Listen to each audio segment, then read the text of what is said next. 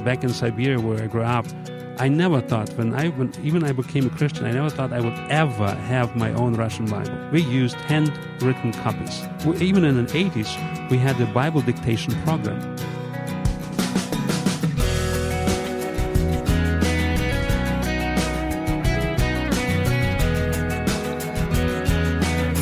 Today on First Person, you'll hear firsthand the story of a Christian broadcaster who started life in Siberia, where his parents were exiled. I'm Wayne Shepherd, inviting you to listen now as we talk with Rudi Wiens on today's edition of First Person. Before we begin the conversation, though, please visit our website where you can learn more about our guest and the ministry where he serves Christ, the Far East Broadcasting Company. At firstpersoninterview.com, you'll find informational links, an audio archive where today's program and all previous programs are stored, and a schedule of upcoming guests. Once again, firstpersoninterview.com. One more thing, this program is available on iTunes as a podcast, and you can subscribe free of charge using your favorite player or mobile app. Today's guest, Rudi Wiens, is a much-loved and respected Christian broadcaster in many parts of the world. He serves Christ both on the air and behind the scenes, helping to build radio stations for FEBC in out-of-the-way countries where the gospel is proclaimed. But Rudi has a very interesting life story, and that's what I want you to hear today. Well, I like to start with a place where it's very cold, which is North Asia, called Siberia. That's where I grew up. So it was really cold in the wintertime. I remember minus about 70 Fahrenheit. And this is during the Soviet era. That was so we are talking about Siberia, right? That's exactly in the 60s, basically, where my childhood was in Siberia. And that's where I first actually listened to FEBC's broadcast from the Philippines in the Russian language. On shortwave. It was incredible because there was so much jamming and sometimes you couldn't make a sense out of it. But just the knowledge that there was a Christian broadcast in the Russian language was such an excitement to us. So was yours a Christian home that you would tune into FEBC? Yes, I had the privilege to grow up in a Christian family. So both my parents, they were exiled from the Ukraine to Urals during the wartime. They were teenagers. Reason? Because they had a Germanic background. So my ethnic background is more from Netherlands, Dutch, the Mennonite kind of movement that settled in South Ukraine. And so that's why my dad was 15, my mom also around that age. So when the war broke out, and so they were just shifted off to Ural, to the so-called labor army. Yeah, so they had no choice in the matter whatsoever. No, it was like an exile. Actually, as a matter of fact, they were under that kind of agreement there in that city of Orsk until 57. Only in 57, Really? Already several years after Stalin passed away. So they were free to move within the Soviet Union. They could go anywhere except back to the home place. Okay. So they could not go back to Ukraine. Okay. So that's when they made a move to Siberia. That was from Ural to Siberia. That was their own choice. Was it literally a labor camp kind of situation? No, it was they called it army camp. So that they worked simply. They lived in a city. They married there, during that time. So they lived in an apartment. Yes, in an apartment, worked, but they could not leave the city. My goodness. And there were millions of people like that. So the Germanic people, that had any German roots, or the Chechnya people, for example, they were also exiled. That was a kind how Stalin actually kept, from gathering people, ethnic people groups gathering together and causing problems. Do you mind telling me what year you were born, Rudi? 54. 54, okay. Well, you're younger than I am, so I guess you don't mind telling me that, do you? No. So you were pretty young then when they left. That's right. I was 3-4 years old. I think 3.5. Do you have any memory at all of being in that place? I visited later, so I don't really. I have been in Orsk, in that city, later on, and so there's a church. I visited that church, and so, of course, they used to listen to me, on a regular basis, many of them. And so I have been there even during the Soviet time, visiting there in my youth. But basically my childhood, from the age of 3 to 16, was in West Siberia, in Omsk. Okay. So your parents were believers and you grew up in that kind of environment in the home. Was that a risk for your parents? Yes, that was a risk. One of my aunts spent 2 years in prison in the 60s and actually early 70s for sharing Christmas stories to kids in the village, So, of course, that didn't happen to everyone who did it. We did many other things, So we organized youth rallies and so on, and we got away. But it always depended on the local officials and so on. So, can I ask, did they single her out to make an example of her, or how they were so selective in who was arrested and who wasn't, right? Very often it depended on some local officials. So if some really got so angry against Christianity, and so they actually pushed the officials to imprison people. I see. Okay. So it is. Persecution in general was not black and white, like everybody who does that will end up in prison. No, it was very selective. Yeah, but that created a fear, I would imagine, right? Of course. And then the Russians, the Slavic people are very interesting people. You have been there, you know that, right? So they like to say the right hand doesn't know what the left does. So among the officials, among the KGB agents, there were many people who did great favors to Christians because in general, they liked them. They liked them as people, as neighbors. They actually admired them. Really? I remember during my military service in the Soviet Army, I was a terrible soldier. I was a Christian. They promised me actually 5 to 7 years prison. You were conscripted. Yes, yeah. And so I didn't agree. I was quite open about my faith, and I remember one officer, especially, who tried to brainwash me. Basically, that was his duty. He had to do that, and he said. Comrade Wiens, that's how it was called there, so... Comrade, yeah, so I said, I think I know why you're so stubbornly faithful to your God. I said, well, how comes? We trained you. And I said, how did you do that? Well, we made you think. I said, thank you. I think I agree with you. That's true. In the persecution, so those people who really try to challenge you ideologically and so on, they make you think. And I remember looking back through my childhood, through my first grade in school, where you had to become an October child, so like with Lenin's symbol. Like the pioneers? Was that? The pioneers is the second one. Like in the third grade, you get a pioneer kid with a tie, the red tie, scarf. But in the first grade, you get an October child from the October Revolution, with a little pin with Lenin's head. So that's the first kind of league. And then the pioneer, and then comes Komsomol, the youth league, and then the Communist Party. Yeah. So you were always out of step with all that as a believer, right? Yeah, I even in the first grade, 6, 7 years old, I did not accept not become an October child. And so the teacher was saying, well, are you parents brainwashing you, and so on, and saying you shouldn't do that. And as a boy, can you imagine, 7-year-old boy? So I said, well, no, you are saying the other things, So my parents, they believe in God. They cannot afford to tell me what to do and what not to do. They will get in trouble. And so, no, I personally, so do I have to? Well, you should want to, they told me. Well, I don't want to. So what do you do? So actually they couldn't push me to become an October child. So, but that trained me to think on my own, even from my childhood. And I remember thinking about that. Who's right? Are my parents really stupid to believe in an existence of God or not? Or are the teachers, very decent teachers? So basically they made me think and to reason about it. And in my teenage age, I didn't have a doubt that there's a God. So somehow that was the testimony of my parents, and some of their friends was so powerful that I didn't doubt about it. You've got to look back on that and thank God for that, really. Of course. I mean, it's an amazing thing to be pushed on matters of faith as a small child the way that you were pushed. Yeah, it's definitely. So I told this officer, I said, thank you. Actually, I think you really have helped me to find the truth I believe in, which is God. Mm-hmm.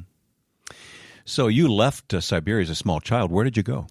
Well, Siberia I didn't leave as a small child. I was already 16 years old, or 17. Then we moved to Estonia. But your parents moved from the labor camp. That was in the Ural area. So actually the border, Asia and Europe. So I actually still don't know if I was born in Asia or Europe, on which side of the river, Ural River. Which, again, foretells your story because, Christ uses you in so many different places throughout Asia and Eurasia. It's amazing. We'll get to that part of the story later. But so you went where when you were 16? To Estonia, which is next to Finland, so it was still under Soviet Union. Now, of course, it's a part of the Western Europe. It was part of the Soviet Union, but it was a different culture in a way, wasn't it? Very different. So Estonian language is actually a unique group. It's a Finno-Uyghur language group. It's the Finns, the Estonian, and the Hungarian. It's not a European language. So the Estonians always hated Moscow's guts, in that sense. So they never liked Moscow. So it was always, the Estonian people, they were always anti-Russian, almost nationalistic, in that sense. So, but again, we moved there. Some of my relatives had relatives in Germany, so there was a Helsinki agreement, later in 1972, and so some people were able to immigrate to Western Europe. And that was basically the goal for moving from Siberia to Estonia. They closed that. So the Soviets, year after we moved there, so no people of German background, could move to the Baltic countries or the republics anymore. So we made it. There's more to Rudi Wiens' story, and we'll hear about what God is doing in Central Asia next on First Person. First Person is produced with the support of the Far East Broadcasting Company. FEBC is actively proclaiming the gospel through radio and new media in over 100 languages in nearly 50 countries. Please visit the website febc.org. Ask about the devotional How Shall They Hear, combining scripture with powerful stories of changed lives through the broadcasts of FEBC. Once again, online at febc.org.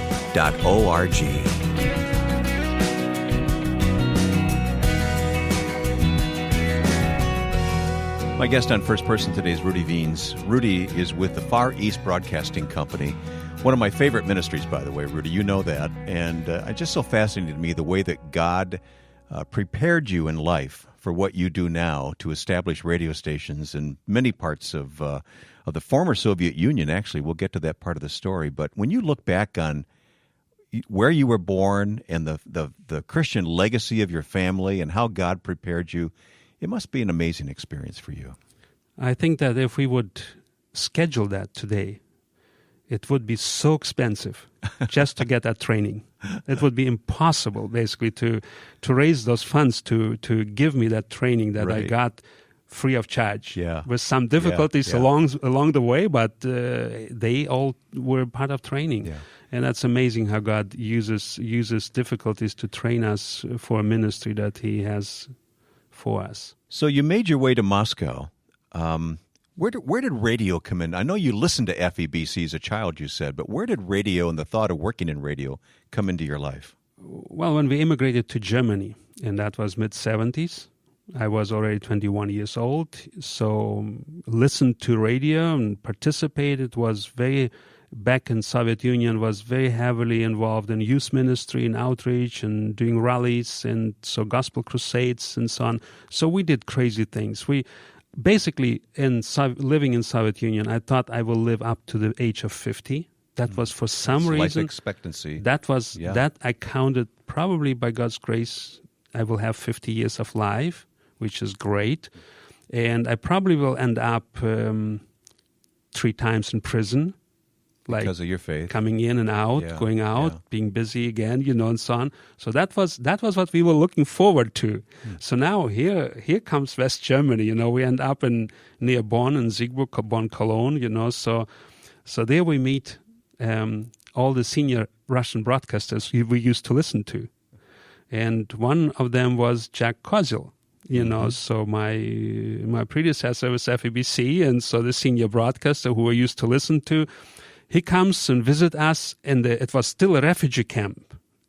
And so he visits us, so he talks, and he, comes, and I knew him from the voice, so Yakov Fedorovich, and so he says, well, Rudi, you are the young blood, Russian-speaking blood. We are all post-war generation, or pre-war generation, in that sense. So you have to come and reach out to the young people of the Soviet Union. If you don't, hey, I am not responsible. I don't know how God will punish you. So that was a kind of calling I got into the ministry, to answer your question. Do this or else. So that's right. So okay, in that time we participated. We didn't have much much of Christian music library, or they didn't have much of it. So we did some recording of songs, Christian songs, and Russian, and so and then she recorded a few testimonies, and so that was my beginning, Okay. without any training or anything. So you recorded programs. Where were they transmitted from? They were transmitted from, like Jack transmitted them from Philippines, from the Okay. Philippines. All right. But also there was Monaco and the Transworld Radio. They used it, so it was all one family, so to say. And to make the story short, after praying about it, I still decided to go to Bible school in Germany. So I went to Bible school for 3 years. I had to study German, but then to make the story short, so in January of '82, we joined FEBC and started to prepare programs. I did additional studies here at Biola University at the School of Intercultural Studies, and then special years were from 86 to 90 on Saipan, the shortwave broadcast station, the shortwave station. Very there. powerful transmitter, not on the air any longer, but That's right. And so I really think that those 80s, the second part of the 80s from Saipan, God used it in such a mighty way. So we received letters, like the censorship came down later on in Soviet, in Russia. I was told that in '87 they stopped censoring the letters, the writing. So they began easing up. Easing up, Yeah. that's right. And so and also stopped jamming. Oh, okay. And so in '87, and that's another story I could tell you, but so they stopped that, and so we started to receive letters, 1,000 a day and more. So there were letters from all the corners of the Soviet Union. So you didn't know how many people or who was listening. By faith, you were putting these programs out there and probably getting a little feedback. Yes, we knew that the Christians listened, so the scattered Christians, and so on, they knew about the shortwave broadcast. But then the dam burst. That's right. And then suddenly from the non-church people, so they also, many listened. We knew that, from the scarce letters, from the stories we got through from friends, Christian listeners, and so on. But in the late 80s, suddenly it really erupted, so people from all over, wrote.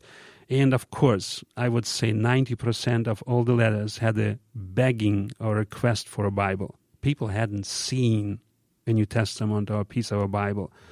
And again, like, I know how dear it is. Back in Siberia where I grew up, I never thought, when I became a Christian, I never thought I would ever have my own Russian Bible. We used handwritten copies.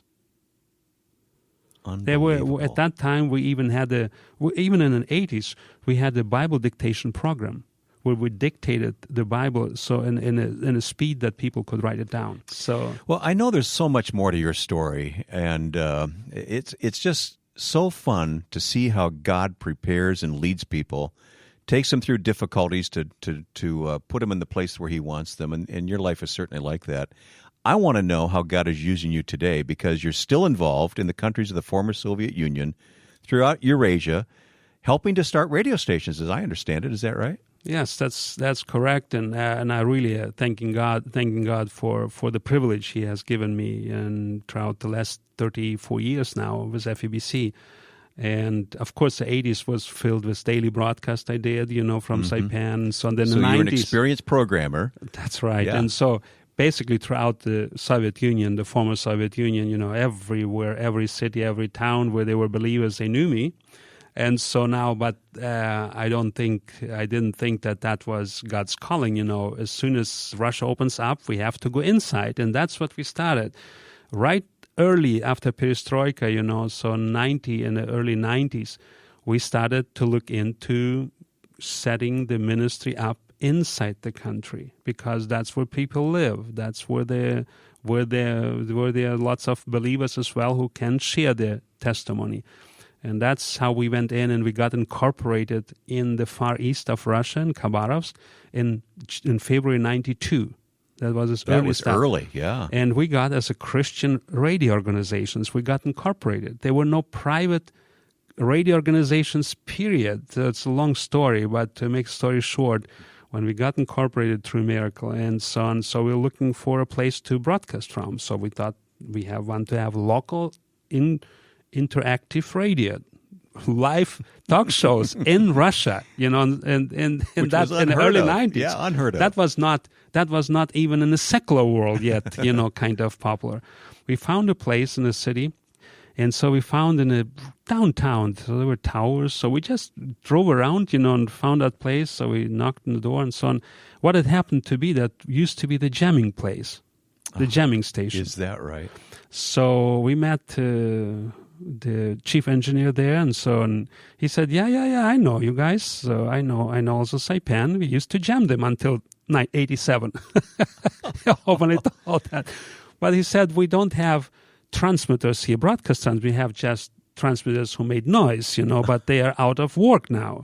And I don't know what to do. So the country doesn't know what to do, So, hey, let me think, let's meet next day, and so on. So we met again, and so on. He offered us to modulate, kind of restructure the transmitters and create an AM station. It was a wild year, wild 90s. Help me understand, the same transmitters that were once used to jam the radio stations that you were putting Christian programs on. That's what we used. You repositioned those transmitters to broadcast the gospel. For a couple of years we did that. That's amazing.